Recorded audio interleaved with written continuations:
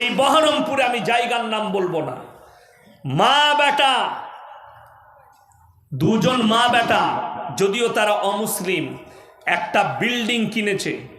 সেইখানটা রুমগুলো ভাড়া দেয় কাদিকে? যারা সমকামী ইত্যাদিকে সেক্স করার জন্য ভাড়া দেয়।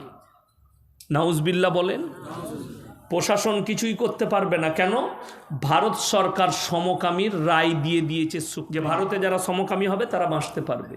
এটা তো ভারতবর্ষ। আচ্ছা, আমাদের ছেলেরা স্কুলে যায় না? শুনেছেন আমাদের স্কুলের ছাত্রদিকে সমকামী শিক্ষা দেওয়া হচ্ছে? শুনেছেন কোনো দিন? আমি ইয়াসিন স্টেজে বলে গেলাম, আল্লাহর কসম করে বলে যাচ্ছি, যেদিনে শুনবো ওখানে ওই শিক্ষা দেওয়া হচ্ছে, সেই দিনই আমার বাড়ির বাচ্চাদের স্কুল যাওয়া বন্ধ হয়ে যাবে। বাংলাদেশকে আমরা মুসলিম রাষ্ট্র হিসাবে জানি না। ঘটনা শুনেছেন শরীফ থেকে শরীফা? শুনেননি? শরীফ থেকে শরীফা স্কুলের বইয়েতে তাকে আপনি মুসলিম রাষ্ট্র বলেন? আমি বাংলাদেশের মানুষকে বলছি, শোনো, যদি তোমরা মুসলিম রাষ্ট্র মনে করো, স্কুলের বইগুলোকে কুটি কুটি করে ফেলে দাও। আলেমদের উচিত বাংলাদেশে গোল আলু না হয়ে প্রতিবাদ করা। একটা কলেজের প্রফেসরকে তাকে বরখাস্ত করা হয়েছে খালি পৃষ্ঠাটা ছিঁড়ার কারণে। কেন? সেই পৃষ্ঠায় লেখা আছে সমকামীর ঘটনা। শরীফ থেকে শরীফা বলবো আর কি? শুনেলেন, গাছের গুড়া যদি নরম হয়, গুড়াটাই যদি পোকা লাগে, গাছের ডালপালায় ফল হবে? কথা বলে না? তো হাসিনার গুড়াতেই তো পোকা লেগে আছে। পোকাটা কি? সে নিজে বলছে আমার ছেলে খ্রিস্টানদের মেয়েকে বিয়ে করেছে, খ্রিস্টানরা আহলে কুরআন। নাউজবিল্লাহ বলে। কবে? খ্রিস্টানরা তো ঈসাকে আল্লাহর বেটা মনে করে, ওই জন্যে তারা বেঈমান, ওই জন্যে ঈমান চলে গেছে। অথচ তুমি তাদেরকে ঈমানের মধ্যে ধরছো। তাহলে গুড়াই যদি পোকা লেগে থাকে, সেই ফল কি করে গাছের ভালো হতে পারে? ফলেতেও তো পোকা লাগবে।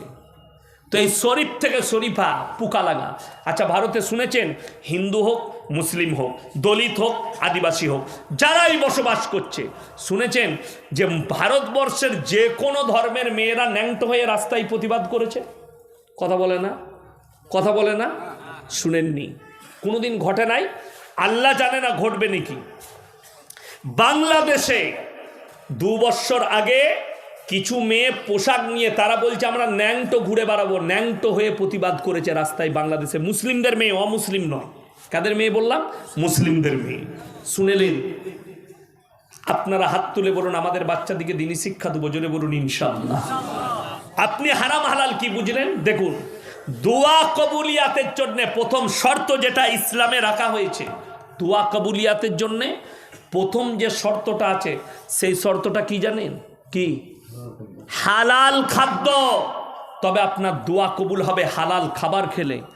আপনি এটা বুঝলেন যে ইয়াসিন ভাই, জবাই করা মাংস আমাদিকে খেতে হবে। আপনি বহরমপুরে যদি কোনো রেস্টুরেন্টে খেতে যান, কি জিজ্ঞেস করবেন? দাদা জবাই না কাটা? করবেন না? বেলডাঙ্গায় যদি চাচার হোটেলে খালো, ওখানে জিজ্ঞেস করা দরকার না, ওটা আমাদের সার্টিফাই আছে, তাই না? ভাকুরিতে মুসলিম হোটেলে খাবেন, কোনো অসুবিধা নাই। বহরমপুরে যদি কোনো রেস্টুরেন্টে হোটেলে খেতে যান, জিজ্ঞেস করতে হবে দাদা মুরগিটা জবাই না কাটা? ঠিক বললাম না ভুল বললাম?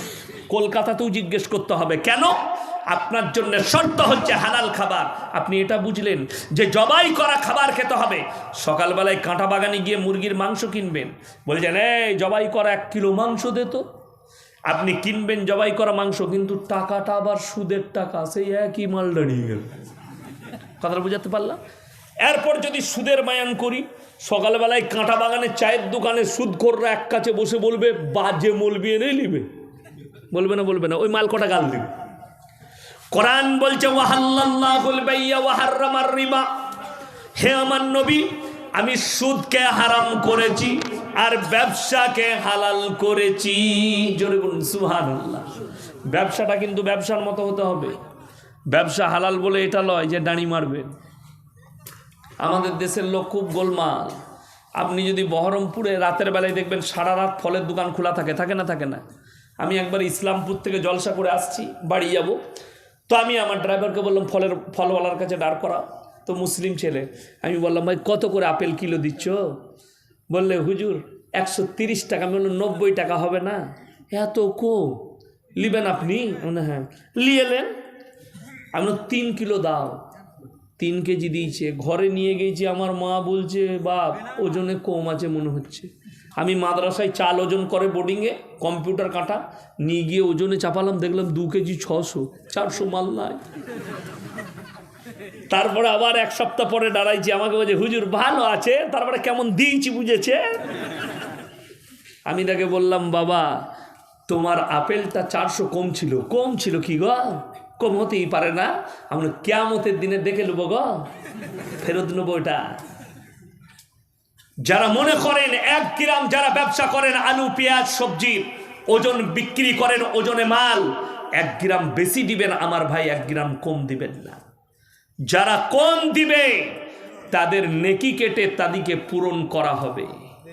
বড় কষ্টের বিষয়, তবে আপনার হালাল। সারাদিন সবজি বিক্রি করলেন কাঁটা বাগানে, 300 টাকা রোজগার করেছেন, আল্লাহর কসম হালাল মাল, হালাল পয়সা। সেই পয়সায় খাবার খাবেন হালাল, সন্তানকে খাওয়াবেন হালাল খাবার।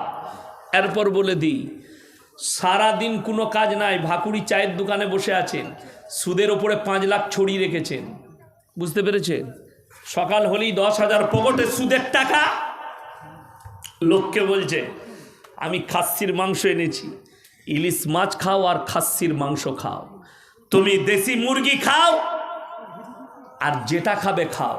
আল্লাহর কসম করে বলছি সুদ হারাম, সুদের টাকা হারাম। সেই টাকায় খাবার খেয়েছো, খাবারটা হারাম। তোমার সন্তানকে খাইয়েছো, হারাম খাবার খাইয়েছো।